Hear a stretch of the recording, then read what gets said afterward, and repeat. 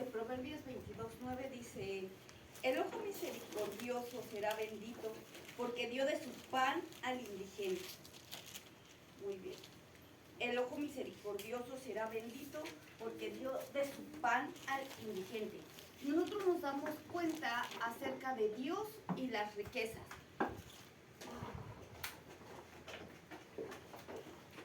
¿Puedes hablar un poquito de esto? Me pregunto la cita del 22. Dios y las riquezas.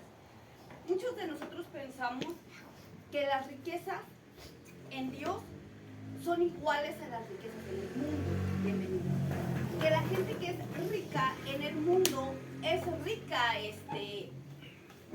está enemistada con Dios, está enemistada con las riquezas espirituales, con las riquezas de las que la palabra de Dios marca. Nosotros vemos muchos héroes de la fe, muchas personas de la palabra de Dios llenas de riquezas, gente rica, gente que no estaba limitada, gente que tenía una solvencia económica bastante amplia, pero sin embargo no se peleaba con la voluntad de Dios. ¿A qué me refiero? Muchas veces se predica que la riqueza es un problema en los cristianos, porque si tú eres rico, tú eres una persona que probablemente actúe después de maneras equivocadas.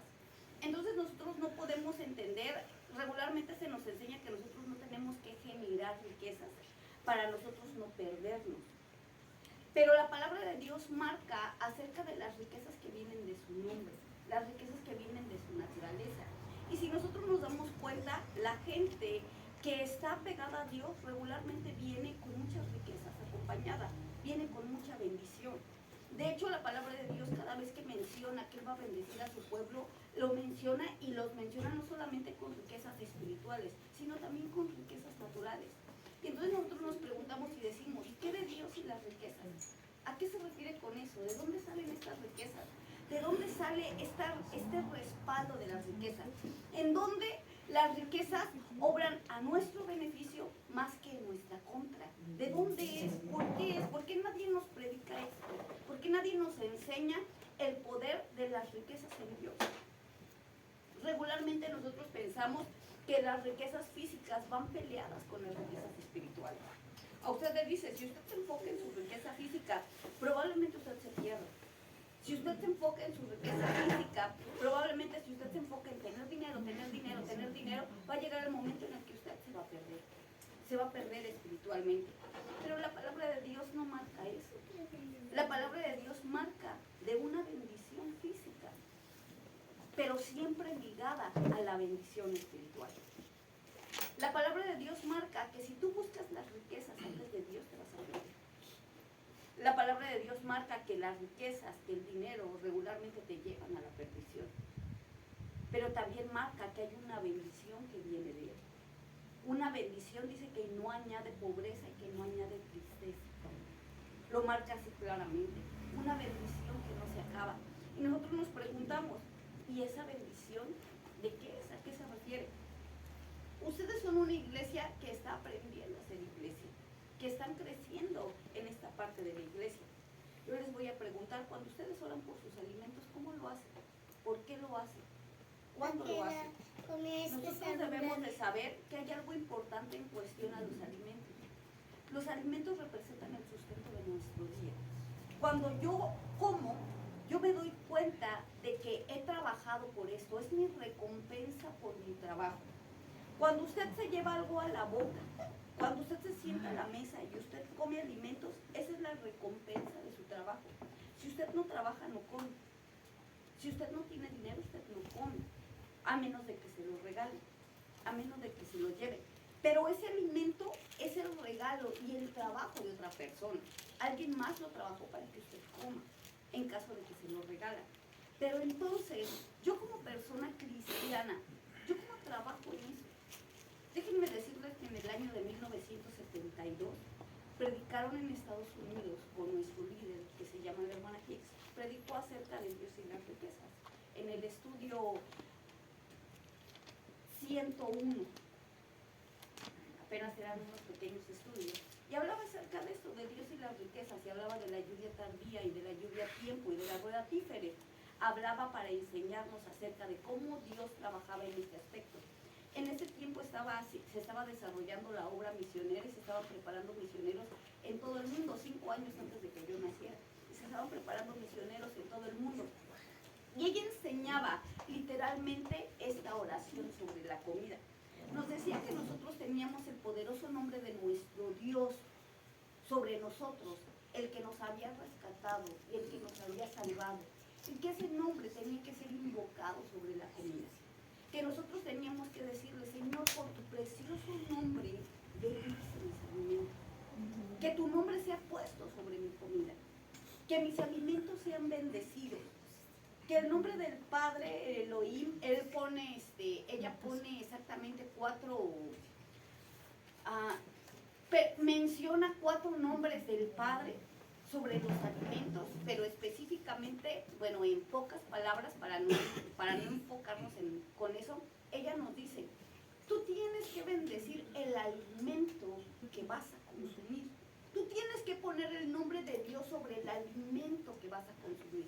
Porque es tu bendición, porque es la bendición. Tienes que buscar que Dios entre en ti sobre el alimento, que ese alimento que tú consumes sea bendecido por el nombre de Dios, para que la naturaleza de Dios entre sobre de ti. Algo que hacemos como cuando nosotros recibimos la palabra de Dios. Usted debe de saber que la palabra de Dios tiene 2 filos. Tiene un filo que da vida y tiene un filo que da muerte. Cuando usted lee la palabra de Dios, o es para vida o es para muerte. Lo marca la misma palabra de Dios en el libro de Malaquías. ¿Por qué? Cuando nosotros oramos antes de recibir la palabra de Dios, nosotros oramos para que la palabra de Dios nos dé vida y dé muerte a nuestro pecado, y dé muerte a lo que nosotros no nos sirve, a lo que a nosotros nos detiene en esta vida. Pero principalmente que nos dé vida y que nos dé esa salud que nosotros necesitamos. Cuando nosotros llegamos aquí a la casa de Dios, lo que nosotros pedimos es: Señor, danos vida con tu palabra, que tu palabra no sea para tropiezo mío, sino que sea para edificación, que sea una piedra para edificación, que sea una piedra para que yo crezca, que tu palabra que yo aprenda venga de ti. Por favor, bendícela de tal manera que yo pueda crecer en eso. Pues, literalmente, cuando uno ora por la comida, tiene que orar así: Señor, permite que con estos alimentos yo pueda lograr el propósito para el que fui llamado en esta tierra. Porque déjenme decirles que nuestro propósito no nada más es para venir, nacer, trabajar, comer, reproducirnos y morir. Regularmente nosotros tenemos un propósito espiritual y natural en esta tierra. Absolutamente todos los que somos cristianos somos llamados a algo. Dios tiene un plan para nosotros, físico, en esta tierra. Cuando yo soy llamado por Dios, yo tengo que saber cuál es mi llamado, a qué soy llamado. Déjenme decirles que en ese tiempo ya había misioneros en IMEC, hace más de 55 años, 56 años. Ya había misioneros en IMEC, había misioneros en Japón, había misioneros en Nueva Zelanda, había misioneros en África, había misioneros en varios lugares, pero principalmente estaban las iglesias misioneras en Estados Unidos y en México. La pregunta es: ¿quiénes eran los que llevaban esas iglesias? Pues la misma congregación, porque la congregación estaba llevada solamente para recibir el alimento, sino la congregación estaba lista para llevarlo a otros, para poder enseñarlo en otros. Pero ¿cómo se obtenía eso? Sino a través de la oración de cada una de las personas. Déjenme decirles que las aguas que nosotros tenemos tienden a estancarse y a apestarse y a morir. Todo lo que usted recibe de la palabra de Dios en su cabeza, cuando no es usado, se estanca. Y el agua estancada se pudre. Y el agua podrida trae muerte, trae enfermedades. Entonces nosotros debemos de saber que lo que nosotros tenemos que tener es esta agua viva, es esta agua corriente, es agua que da vida, que da salvación, que da salud. Es la razón por la que muchas veces usted dice: esa persona sabe mucho, está podrida. Esa persona sabe mucho, pero no tiene vida, está muerta. Esa persona está mucho, pero no se ve esa salud espiritual en su vida. ¿Por qué? Porque el agua no está corriendo, porque el agua está estancada, porque el agua está muerta. ¿Y a qué se refiere con eso? La palabra de Dios lo marca aquí claramente en el libro de Proverbios. Una de las cosas que tú te puedes dar cuenta de tu muerte es cómo ves las cosas. Dice que el ojo maligno, el ojo que todo lo ve mal, regularmente es un ojo marcado de muerte, lleno de podredumbre. ¿A qué se refiere? Yo puedo darme cuenta de mi corazón como veo las cosas, no como otros me ven a mí, porque yo puedo juzgar mal. Yo puedo decir, hermano, ¿usted por qué me ve así cuando le está entrando una basurita en el ojo? Yo no sé su corazón, yo no sé lo que usted trae, pero yo sí puedo juzgar lo que yo hago, lo que sale de mi corazón, lo que sale de mi mente, lo que sale de mis ojos. Eso sí yo lo puedo juzgar. Y déjenme decirles que la palabra de Dios lo primero que juzga es a mí. A mí es a la primera que me juzga. A mí es en el primero en el que entra. Y después de eso llega y como una rueda nos toca a todos, absolutamente a todos. Entonces yo como persona, yo me pregunto, ¿cómo veo las cosas? ¿Cómo me acerco ante Dios? ¿Yo tengo un Dios justo o un Dios injusto? ¿Yo tengo un Dios que hace acepción de personas o hace excepción de personas? ¿Que a todos acepta o a algunos acepta y otros rechazan? ¿Quién es Dios para mí? ¿Cómo lo veo? ¿Cómo veo su palabra? ¿Su palabra me da luz o me da muerte? ¿Su palabra me enseña o me limita? ¿Su palabra me aumenta o simplemente me tiene detenido? ¿Quién es Dios para mí? ¿Cómo lo veo? Y de ahí nosotros nos damos cuenta de nuestras acciones. Porque dice que el ojo malo que tiene su mano, pero el ojo bueno dice que da todo. Y uno dice, ¿cómo es posible? Déjenme les cuento. En ese tiempo ellos tenían una caja que se llamaba una ofrenda misionera. Las misiones, quienes las mantenían, era la iglesia. La iglesia en su mesa tenía literalmente una cajita en donde se echaba una ofrenda cada vez que se comía que iba para los misioneros. De hecho había una canción en México que decía, cuando recuerdes los 5 pesos, cuando veas tus 5 pesos, piensa en Satoko y en Japón, dice. Cuando tengas tus 5 pesos, piensa en Satoko y en Japón. Dice, y cuando tú los des, tú mandarás a Dios tu bendición. Y era para la ofrenda misionera que se recogía aquí en México para la hermana Satoko, que era misionera en Japón, que llevaba la palabra de Dios. Nosotros nos damos cuenta que en ese tiempo la bendición de ellos, la iglesia mexicana del Evangelio de Cristo, la mayoría de la gente que ofrendaba era sumamente bendecida, sumamente bendecida. De hecho, era sorprendente que una iglesia de ese tamaño, que no era una iglesia de miles de gentes, era una iglesia grande, pero no tan grande como para tener tantas misiones, fuera tan rica. La gente era rica, el líder era rico, o sea, tenían suficiente bendición, suficiente. Y uno se pregunta y dice, ¿por qué? Principalmente ellos tenían un acto, no cerraban sus manos, no las cerraban a Dios. Y de ahí es en donde uno se pregunta, ¿en dónde está la bendición? ¿Por qué Dios los bendecía tanto? Porque ellos necesitaban bendecir, ellos necesitaban expandir la palabra. Déjeme decirle que cuando nosotros amamos más a las riquezas para mi bendición personal, cuando yo recojo dinero, pero para ser bendecido yo, para tenerlo para mí, para resguardarlo para mí, para tenerlo guardado para mí, tengo un problema. Porque entonces yo busco mi beneficio, yo busco mi bendición. Volvemos a lo mismo. Esto es personal, cada quien puede pensar lo que quiera. Al final de cuentas, es nuestra decisión. A mí solamente me toca enseñar. Usted es libre de pensar lo que quiera y de juzgarlo como usted quiera. Usted es libre. Yo le enseño cómo creció la Iglesia Mexicana del Evangelio de Cristo, porque es mi deber enseñarlo. Ustedes lo van a conocer. Alguna vez alguien va a llegar y les va a enseñar literalmente lo que yo les estoy enseñando. O si no, se los va a enseñar de otra manera.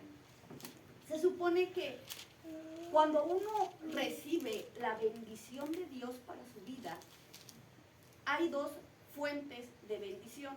Una es la que yo recibo de Dios y otra es la que yo trabajo para mi beneficio.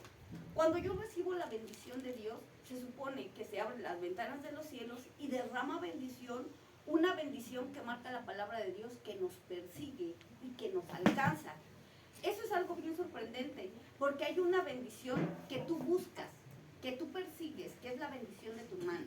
Tú trabajas para tener, tú trabajas para obtener, tú trabajas para alcanzar. Y tú la andas persiguiendo, tú andas corriendo detrás de la bendición. ¿Y qué estoy haciendo? Pues yo estoy trabajando, yo estoy buscando el hueso, dicen unos. Yo estoy buscando la comida, yo estoy buscando trabajar. Pero la bendición de Dios dice que cae sobre de ti. La bendición de Dios dice que ella es la que te persigue a ti. Dice que cae sobre de ti y que sobreabunda. Hay una fuente de bendición especial. La fuente de bendición de la que marca la palabra de Dios, esta fuente que está sobre de él, la fuente de bendición, dice que es una fuente que se derrama constantemente, que cae, que cae, que cae, que es como una cascada de bendición que cae sobre la gente. Pero ¿cómo nosotros podemos entender esa cascada? Nosotros somos vasos, somos como un canal en donde Dios quiere bendecir a la demás gente, en donde Dios quiere, como ese conducto, como cuando usted tiene su llave de este lado de la casa y usted quiere regar las plantas de esta casa, usted para llegar el agua, usted necesita un conducto, necesita una manguera para poder llevarlo. La bendición de Dios sobre un cristiano que se entrega a Dios es así. Realmente nosotros nos volvemos esa manguera en donde recae, donde cae la bendición, por donde pasa la bendición. De esta parte viene la palabra administradores. La palabra de Dios marca acerca de la administración de su templo. Nosotros debemos de saber que nosotros necesitamos ser administradores del templo de Dios, quienes resguardan las riquezas, quienes administran las riquezas de Dios, quienes resguardan absolutamente todo el premio o todo el beneficio que viene de parte del cielo. Ustedes deben de saber que si uno tiene una mala administración, si usted tiene a alguien que esté en casa, a quien usted le da trabajo, pero esa persona se atreve a tomar dinero de su casa, su trabajador, usted le vuelve a confiar el dinero. No. Si alguien trabaja y usted sabe que roba, no, ¿verdad? ¿Por qué? Porque es una mala administración. Simplemente porque es una mala administración. En el Señor, aunque nosotros no lo veamos, la palabra de Dios lo marca así. Marca que Él está muy atento a nuestra administración y está muy atento a cómo nosotros nos enfocamos en las riquezas. Si Él se da cuenta que usted solamente quiere para usted, para usted, para usted, Él le va a dar lo que usted necesita y lo va a dejar que usted siga trabajando en sus propias riquezas. Le va a permitir que usted siga haciendo su propio tesoro, porque usted lo necesita. Porque es lo que usted necesita para poder sobrevivir aquí. Pero cuando usted necesita, usted va a tener que pedírselo a su Dios, a su tesoro. Usted va a tener que tomar de su tesoro para pagar lo que usted necesita. Porque ese es su Dios. Porque eso es lo que usted busca, porque esa es su fuerza. Pero cuando usted depende de Dios, cuando usted no tiene otro Dios, cuando usted no tiene nadie más a quien correr, usted se vuelve como un hijo. Su hijo no va y le pide a su vecino. Algunos ni siquiera van y le piden a los abuelos, aunque los tengan ahí. Van y le piden a quien sabe que le va a proveer, que es a los padres. El Señor quiere que nosotros dependamos de Él. Él no quiere que nosotros dependamos de nuestras riquezas. No porque nuestras riquezas sean malas y no porque Él quiera mantenernos pobres. Lo que Él quiere es que nosotros tengamos una dependencia en Él, que nosotros de verdad dependamos de Él. Él quiere bendecirnos, quiere darnos las riquezas de su nombre. Yo le preguntaba, Señor, ¿tú qué quieres enseñarnos con esto? ¿Tú qué quieres enseñarme a mí con esto? Como persona, como cristiano. Yo entendía que el Señor quiere enseñarnos literalmente nuevamente la riqueza de su nombre. ¿A qué se refiere con las riquezas de su nombre? Pero yo también entiendo que yo no soy el pastor de muchos. ¿A qué me refiero con eso? De que muchas personas solamente viven por venir, solamente. Y que no creen lo que uno les enseña. Pero aún así les tengo que enseñarlo. Aún así es mi deber enseñarlo. ¿Qué se refiere con eso? La palabra de Dios principalmente nos enseña acerca de nuestra confianza en Dios. Yo personalmente tengo que confiar en Dios para poder obtener las riquezas de su nombre. Yo tengo que poner mi confianza en Él principalmente. Esa es la base de la riqueza. Mi confianza no tiene que estar en mis riquezas. Mi confianza tiene que estar en la provisión de Dios. Las riquezas tienen que pasar a segundo plano. Y mi confianza tiene que ser probada. La palabra de Dios dice que la fe tiene que ser perfecta, tiene que ser probada. Santiago 1 lo menciona. Dice que todo lo que nosotros traemos a Dios en fe tiene que ser probado. Lo marca así. Dice que mi confianza tiene que ser probada. Entonces el Señor muchas veces me pasa por faltas, por pobreza, para que yo detecte si es verdad que yo confío o que no confío en el Señor. Para detectar qué tanta confianza tengo en Él. Pero la palabra de Dios marca que Él tiene una riqueza especial sobre nosotros. Vamos a abrir nuestra Biblia en el libro de Eclesiastés 11:1. Salmos, Proverbios, Eclesiastés 11:1. Eclesiastés. ¿Es el siguiente libro de Proverbios? Adelante de Proverbios. Eclesiastés 11:1. Dios marca esto de las riquezas. Dice: echa tu pan sobre las aguas, porque después de muchos días lo hallarás. Habla acerca de nosotros poner lo que nos alimenta y arrojarlo sobre las aguas. Uno se pone a pensar en ese pedimento de Dios. ¿Qué pasa si usted pone pan sobre una cubeta de agua? ¿Qué pasa? Se deshace. Imagínese que Dios le dice: échalo sobre las aguas. Echa lo que te sustenta sobre las aguas, en confianza en Él, en las riquezas. Echa tu pan sobre las aguas, que tarde o temprano regresará. Dios quiere que nosotros confiemos en Él, pero confiemos a tal grado que le dejemos a Él lo que nos sustenta. En la parte de abajo, en el verso 2, dice: reparte a 7 y aún a 8, porque no sabes el mal que vendrá sobre la tierra. Si las nubes fueran, el 3, si las nubes fueran llenas de agua, sobre la tierra la derramarán.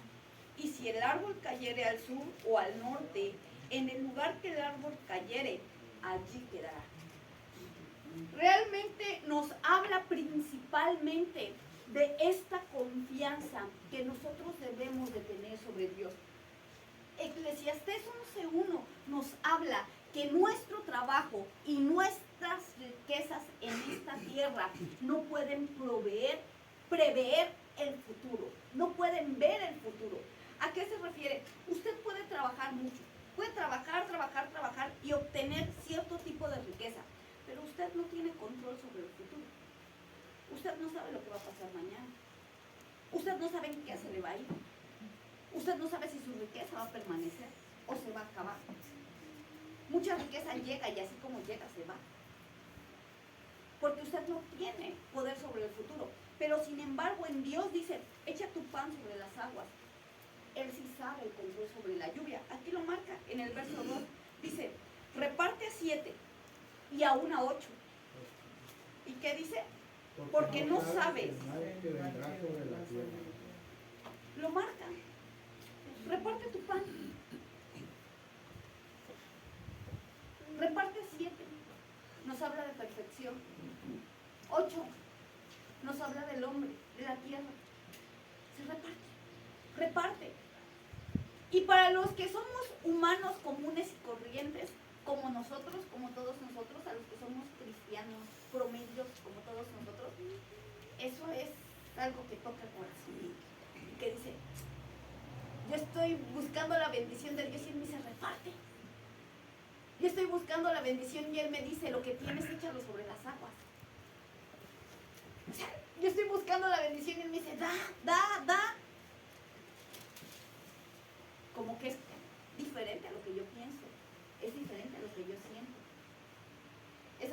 predicaciones que no me gustan.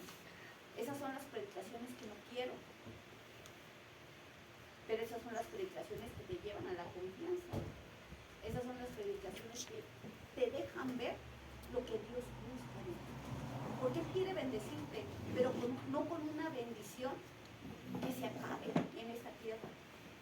Tú debes de saber que los millonarios, yo recuerdo hace muchos años que mi papá me contaba sobre un millonario que se estaba muriendo, un multimillonario que se estaba muriendo de gastritis, que realmente no podía comer ni un pedacito de pan, porque su estómago no se lo permitía, todo se tenía que moler y se lo tenían que dar por sonda. Porque era multimillonario, pero no lo podía comer, porque era tanta la presión que tenía por sus riquezas, por mantener sus riquezas, que él ya se había destruido el estómago. Se había destruido el estómago y él no podía disfrutarlas. Y hablaban acerca de las riquezas que morían, de las riquezas que te acababan, de las riquezas que te consumían. Y hablaban de las riquezas que te daban vida, que te daban permanencia para siempre. Hay riquezas que te destruyen, que al final del tiempo van a acabar con tu salud, la van a mermar, te van a acabar a ti como persona. Y simplemente se van a quedar aquí en la tierra. Pero hay riquezas que son aquí en la tierra y en el cielo, que no solamente te bendicen aquí permanentemente, sino que tú las puedes disfrutar. Déjame decirte que tus riquezas no te dan la felicidad que tú requieres, no son riquezas, es una esclavitud. Si tú eres rico, pero no te puedes comprar un chocolate, que no te puedes comprar lo que a ti te gusta, no puedes repartirlo, no puedes darlo porque se te acaba, déjame decirte que no eres rico. Eres esclavo de lo que tienes. Eres muy pobre. Eres muy pobre porque te la vives deseando lo que otros tienen. La palabra de Dios, cuando habla de las riquezas, de esas que no añaden tristeza, que no traen consigo tristeza, se refiere a las riquezas que vienen del cielo, a esas riquezas que vienen bendecidas por la mano de Dios, a esas que son eternas. Y de lo más sorprendente de estas riquezas es que marca precisamente esto: tú no las persigues, dice que ellas te persiguen a ti. Marca, dice que tú corres, pero ellas corren detrás de ti para alcanzarte. Y uno dice, ¿cómo esperar? ¿Cómo poder confiar yo a que el día de mañana voy a tener alimento? ¿Cómo poder confiar yo a que el día de mañana se van a cubrir todas las cosas que debo? Todas mis deudas, todo mi cansancio, todas las preocupaciones que tengo. ¿Cómo yo poder descansar en eso? ¿No les pasa a ustedes? A mí sí. ¿Cómo puedo descansar yo? ¿En qué voy a comer mañana? ¿Qué voy a comer pasado mañana? ¿Cómo voy a poder sobrevivir el mes que viene? Eso es a lo que se refiere la palabra de Dios. Confía en Él. Echa tu pan sobre las aguas. Confía en su presencia. Yo recuerdo mucho, la Iglesia Mexicana del Evangelio de Cristo creció con la obra misionera. Las misiones se expandían por todos los pueblitos, por toda la sierra. Se expandían entre las ciudades, entre los pueblos así lejanos. Hay lugares muy alejados. Está Coatzonco, está lejanísimo, está la mera sierra. Está, por ejemplo, el Coyol.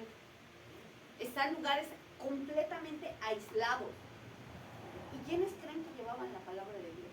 Díganme ustedes, los pastores de las grandes iglesias, la gente que salía, la congregación era quien llevaba la palabra. ¿Por qué la llevaban? Porque era tanto lo que tenían de Dios que no podían condenarlo. Y tenían que salir predicando. Algo que ustedes no comprenden es que realmente el hecho de que estén aquí no solamente significa que ustedes van a permanecer aquí, eso solamente es un paso. ¿Cómo se va a ver que ustedes son cristianos maduros? Cuando ustedes lleven la palabra a otros lugares y que nadie los detenga. Porque el mismo Dios es quien abre camino. Una de las cosas que nosotros como pastores, como misioneros, como cristianos debemos de entender, que el único que abre camino es Dios. Si a ti te han detenido es porque Dios no permite que tú prediques. ¿Por qué? Porque no has puesto tu confianza en Él. Porque cuando tú pones tu confianza en Él, dice que Él abre las puertas y Él te empuja, aunque tú no quieras. Y Él te empuja y lo vas a hacer. aunque tú no quieras. Él abre tus puertas, dice que Él adereza tu camino, que Él abre tu camino. Entonces, ¿por qué no se puede? ¿Qué te detiene? Entonces, ¿por qué no lo hago? ¿Qué es lo que te pasa? ¿Quién es el que está puesto como piedra de tropiezo delante de ti? ¿Por qué? ¿Eso lo podemos saber nosotros? No, solamente Dios y tú. Solamente Dios y tu corazón. Es el único que puede saber por qué te has detenido tanto tiempo. ¿Por qué? Porque el principal objetivo de un cristiano maduro es pedirle dirección a Dios. ¿Yo qué tengo que hacer? ¿Yo tengo que enseñarle a esta persona o me tengo que quedar callado? Yo tengo que dar testimonio, simplemente no tengo que decir nada, solamente tengo que dar. Yo, ¿cuál es el camino? Muéstrame, déjame ver, enséñame cómo debo de hacerlo, guíame, qué es lo que tengo que hacer, qué sí tengo que decir, qué no tengo que decir, qué tengo que callar, qué tengo que enseñar, qué tengo que hablar. Dale el poder a mis palabras para que cuando yo hable tengan ese tino exacto, que con una sola palabra que diga, den el blanco.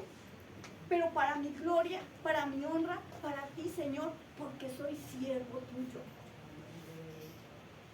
Había un dicho de mi pastor que decía, haz el bien y échate a correr.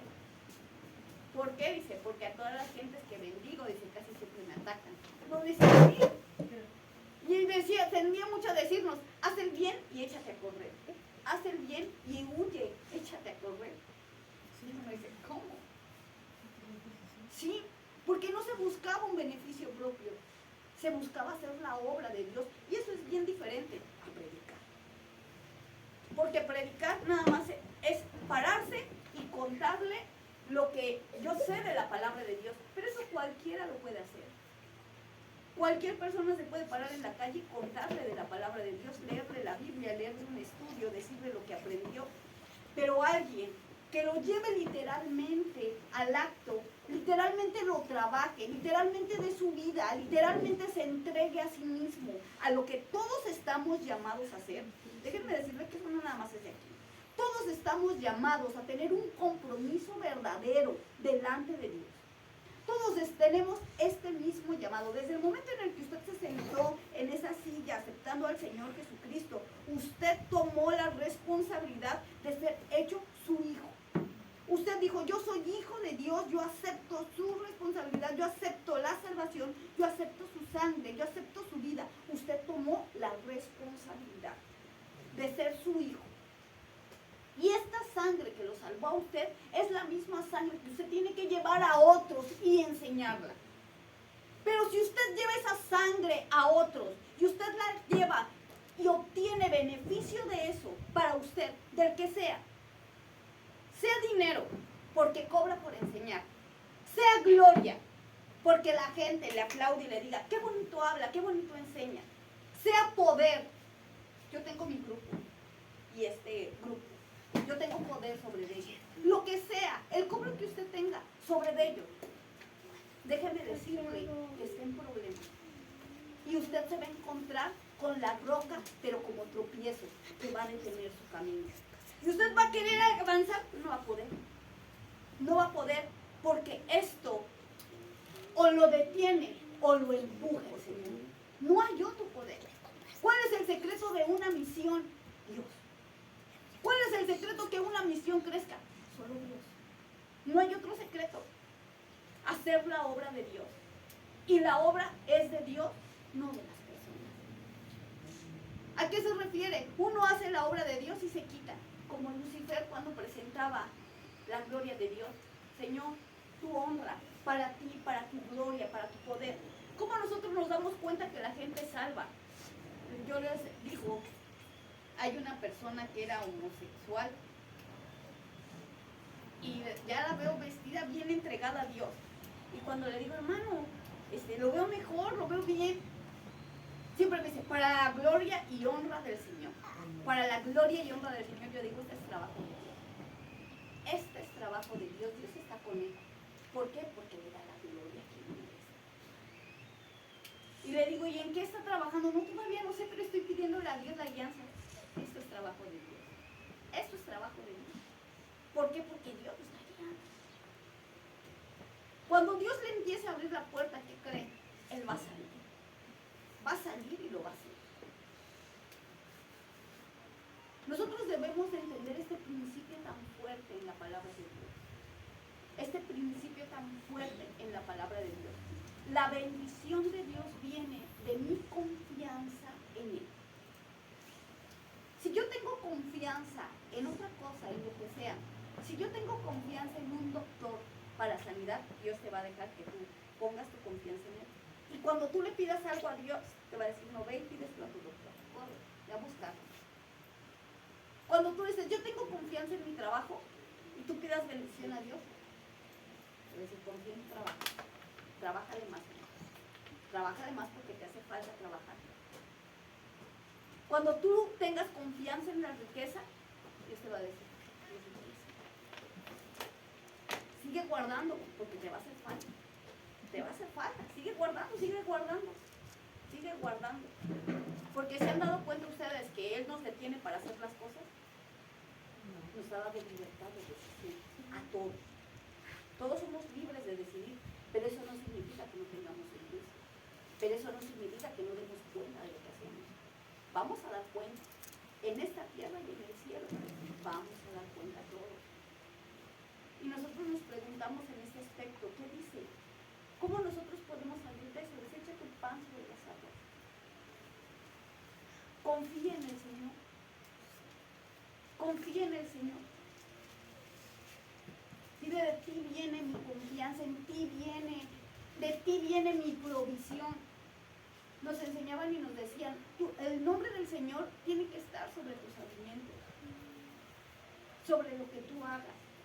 Cuando tú estés comiendo, tú debes de decir, Señor, tu nombre, que tu nombre sea el que me nutra, que tu nombre sea el que bendiga mi alimento, que tu nombre sea el que bendiga el trabajo de mis manos, que tu nombre esté aquí, bendícenos por amor de tu precioso nombre. Yo siempre he creído que nosotros tenemos que tener una bendición. Bueno, así me educaron, en esta iglesia crecí. Me educaron siempre que nosotros tenemos 4 ofrendas que tenemos que ofrendar, aparte de nuestros diezmos, aparte de nuestras primicias, aparte de lo que damos aquí. Una es para el pobre. Son ofrendas que abren la bendición de Dios para nosotros. Esta bendición que sobreabunda. Una es para el pobre, otra es para la viuda, otra es para el extranjero y otra es para el huérfano. Estas 4 ofrendas, todos tenemos que entregarlas. Todos tenemos que reconocer un pobre. Y cuando nosotros veamos un pobre, no podemos cerrarle la mano. Porque la palabra de Dios dice en Proverbios, cuando el pobre te pida, dale. No sea que él te maldiga y no lo escuche. Lo marca claramente. Y en otra parte dice, el que le da al pobre, a Dios le presta. Imagínate tú prestándole a Dios.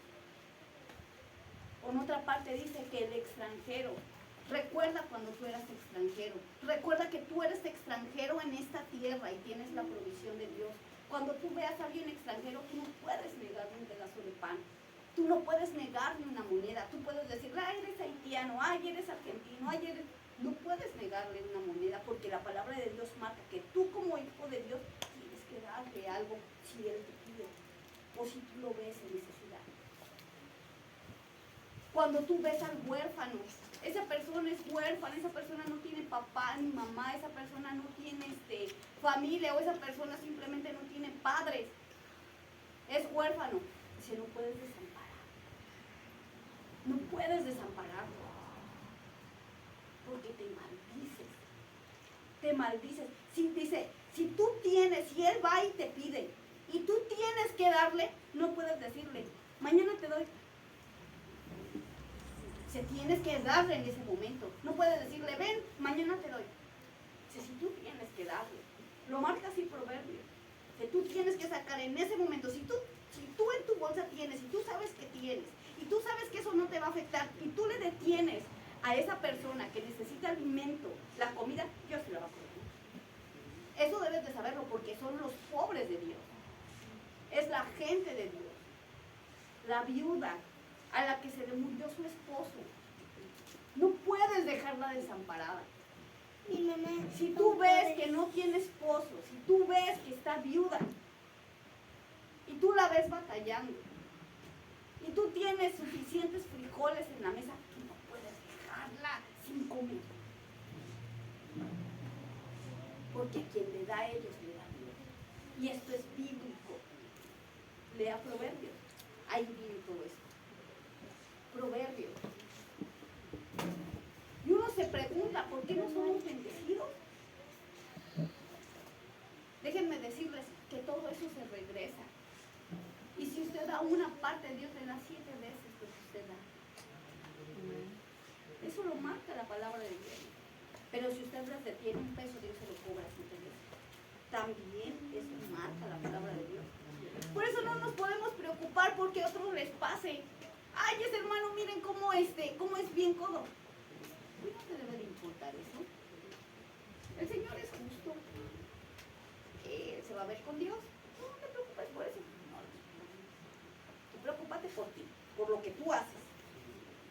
Piensa en tu mente, piensa en tu corazón. Yo cómo estoy delante de ti. Yo cómo he actuado delante de ti. Yo cómo te doy. ¿Cómo te bendigo? Porque dice la palabra de Dios en el libro de Mateo: benditos de mis padres, porque cuando tuve hambre me diste de comer, porque cuando tuve frío me vestiste, cuando fui extranjero, dice, tú me diste habitación, dice, benditos de mi padre, pasen a la casa. Y le dicen, Señor, pero no te vimos, no te conocimos. Dice, pero te lo hiciste a mis pequeños. Porque cuando usted le da a un pobre, cuando usted le da al extranjero, cuando usted le da a la viuda, usted se lo da a Dios. Nosotros debemos de ver a Dios en ellos. Y déjenme decirles otra fuente de maldición que nosotros tenemos, que es clarísima. La fuente del pastor. Ustedes saben, tengo que enseñarlo solamente. Vuelvo al mismo, fue un consejo. En el libro de Segunda de Reyes menciona claramente cómo Eliseo trataba a Elías. Lo marca claramente. Eliseo era el aprendiz de Elías. Elías era su siervo. Elías era su pastor. Y marca claramente la bendición de Dios, cómo Dios los registra en la palabra de Dios. El trato hacia los pastores. Usted dice, no importa, lea la palabra de Dios. Él le va a decir, sí importa, no importa. Lo marca claramente, lo marca. A veces usted dice, no importa, es un humano como yo, o lo minimiza, pero Dios no lo minimiza. Dios lo marca claro y conciso. Y después dice, ¿por qué estoy así? ¿Por qué está así? Y lo marca, vuelvo a lo mismo, esto es redondo, ¿no? Es una espada que da un giro completo. Entra también a nosotros, hacia nuestros pastores, porque tenemos pastores. Más que nos pregunta, ¿por qué estás así? ¿Cómo los tratas? ¿Cómo eres?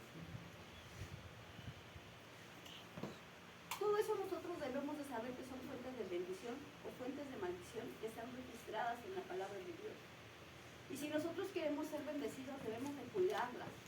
Porque si el agua se cae en su casa, ¿usted qué hace? Para que no le llegue caro el recibo. Si le está llegando el recibo muy caro del agua, ¿qué hace? Revisa las fugas, ¿verdad? Checa que todas las llaves estén cerradas, ¿sí o no? Checa que el medidor no se esté equivocando, ¿no? Checa que no esté rota la tubería de abajo. ¿Por qué? Porque se escapa el agua. Y estoy pagando caro el escape del agua. Eso pasa con nuestra bendición. ¿De dónde se escapa? ¿A dónde se va? ¿Por qué no la tengo igual? ¿Por qué carezco? ¿Qué estoy haciendo bien? ¿Qué estoy haciendo mal? Yo como cristiano debo de entender que la palabra de Dios es clara para enseñarme y para guiarme. Dice, y útil para enseñar, para redarguir, para instituir en justicia, para que el hombre de Dios sea perfecto, enteramente instruido para toda buena obra. Lo marca así la palabra de Dios, para enseñarnos. El Señor no lo quiere usted pobre, hermano. El Señor no lo quiere usted miserable. El Señor no quiere que usted esté mendigando sus pesitos. Él no lo quiere así. Él no quiere que usted sea el que pide prestado. Proverbios, el libro de Deuteronomio 27 menciona, dice, porque tú prestarás a muchos, tú no pedirás prestado. Dice, perseguirás a tus enemigos y por 7 caminos huirán. Nadie te perseguirá a ti. Sé tu canasta, tu alforja, tus animales, todo será bendito. Y la lluvia caerá a su tiempo. Cuando marca acerca de la lluvia, también marca de los malos tiempos. Aquí en el libro de Eclesiastés 11, marca de los malos tiempos, pero también habla ahí de los buenos tiempos, del control que Él tiene sobre el tiempo bueno en nosotros. Cuando la palabra de Dios marca de esas bendiciones, marca que Él va a tener el control del buen tiempo. Y no me lo van a creer, pero lo hemos visto. Aunque parezca un detalle, lo hemos visto. Yo recuerdo mucho que llega un hermano y nos dice, ¿qué creen? Estaba lloviendo, estaba trabajando. Y donde yo llegaba, la lluvia ya había pasado. Y en donde yo pasaba, la lluvia ya se había quedado atrás. Y yo llegaba y no me llegaba la lluvia. Y nosotros veíamos a sus hijos orando por él. Que no lo toque la lluvia, que no lo toque la lluvia. El control. Él tiene el control del buen tiempo y del mal tiempo espiritualmente. Lo tiene al 100. Es bíblico. Está marcado aquí. Tus malos tiempos están en la mano de Dios. Tus buenos tiempos están en la mano de Dios. Él tiene el control del futuro. La pregunta es, ¿por qué vivo en mal tiempo? Pero ¿a quién se le hace esa pregunta? ¿A quién corremos ante las situaciones malas y ante las situaciones buenas?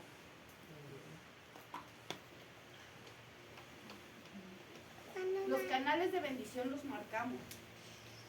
Las fuentes de bendición las marcamos. ¿Quieren las citas? Se las doy. Pero muchos de nosotros ya las hemos leído. Eclesiastés 11, del 1 al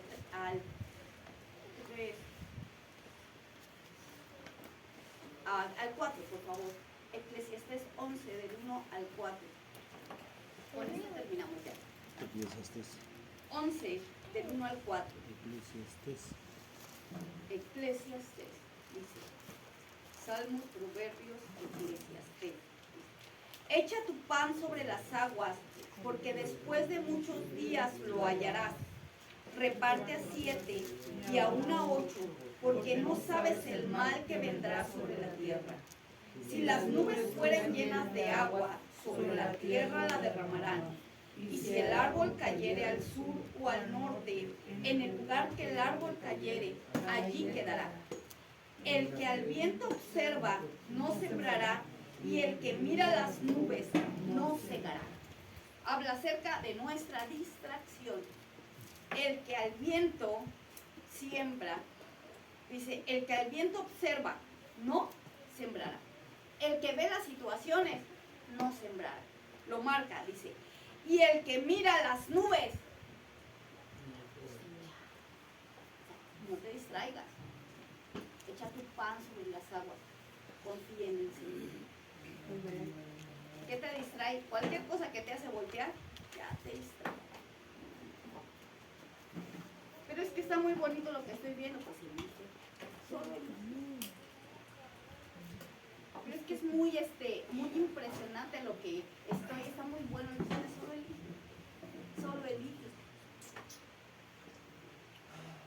El llamado es a no distraernos y a confiar en el Señor. Cerremos nuestros ojos, ¿sí?